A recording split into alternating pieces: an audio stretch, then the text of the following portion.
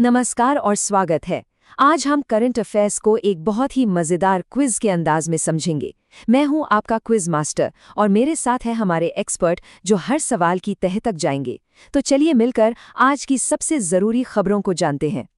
तो एक नजर डालते हैं कि आज हम क्या क्या कवर करने वाले हैं।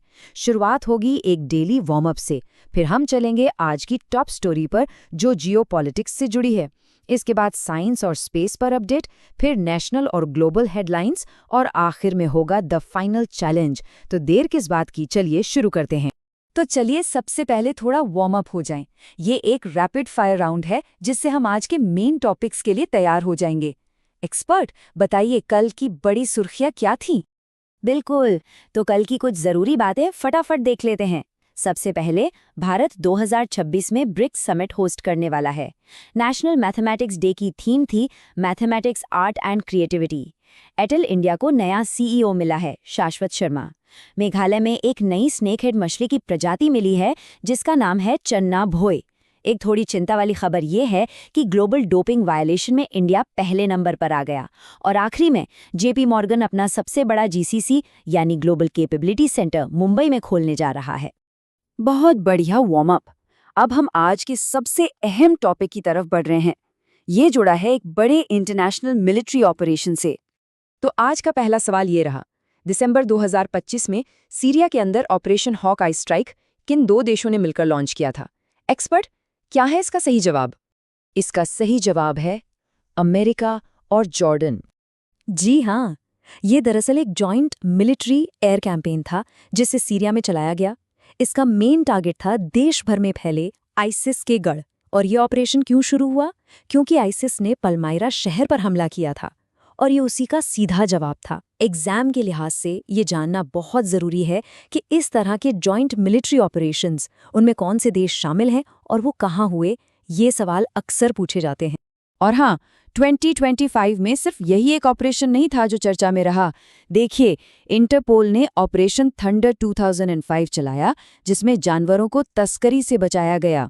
भारत ने ऑपरेशन सागर बंधु के तहत साइक्लोन से जूझ रहे श्रीलंका को मदद भेजी थी। और देश के अंदर भी ऑपरेशन संभव और ऑपरेशन कगार जैसे बड़े अभियान चलाए गए। वाकई ये जानकारी बहुत काम की है।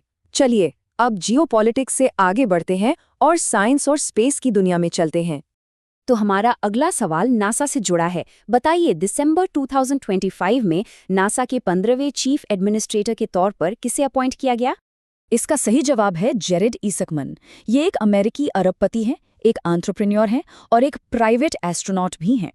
और नासा के बारे में तो हम सब जानते ही हैं। ये अमेरिका की सिविल स्पेस एजेंसी है जो 1958 में बनी थी।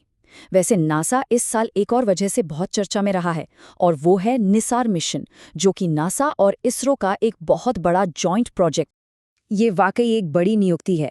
अच्छा, अब एक और ऐतिहासिक उपलब्धि की बात करते हैं।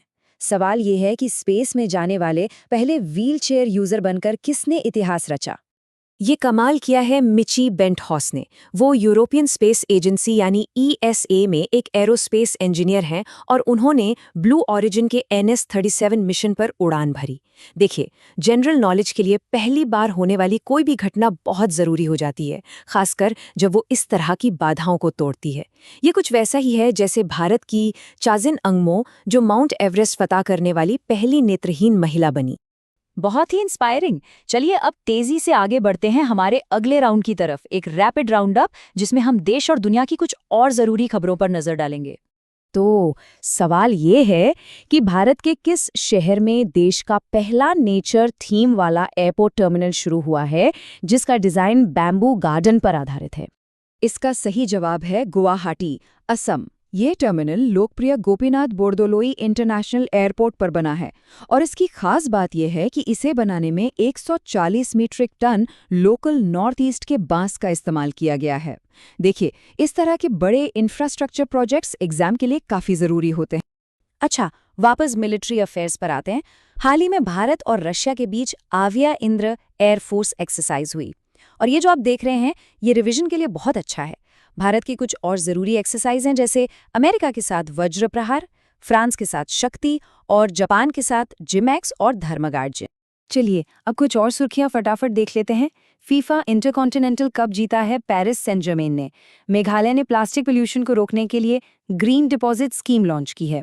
2025 का टर्नर प्राइज मिला है स्कॉटिश आर्टिस्ट नेना कालू को। नेशनल एमिनेंस अवार्ड दिया गया है असम के सीएम हेमंत बिस्वा शर्मा को। और एक नई किताब आई है Salman Khan the sultan of Bollywood, जिसे लिखा है मोहर बसु ने। और इसके साथ हम पहुंच गए हैं आज के आखिरी पड़ाव पर, द फाइनल चैलेंज। अब ये देखने का समय है कि आज जो भी हमने डिस्कस किया वो कितना याद रहा। तो ये रहा आपका पहला होमवर्क सवाल। इको टूरिज्म स्पॉट्स पर प्लास्टिक पोल्यूशन को कंट्रोल करने के लिए किस राज्य सरकार ने ग्रीन डिपॉजिट स्कीम लॉन्च की है? दूसरा सवाल हमारी आज की टॉप स्टोरी से जुड़ा है। Joint military campaign operation hawk eye strike Syria में किन 2 देशों ने मिलकर शुरू किया था? और ये रहा आज का आखिरी सवाल। Bilateral air exercise Avia Indra 2025 Bharat और किस दूसरे देश के बीच कंडक्ट की गई थी?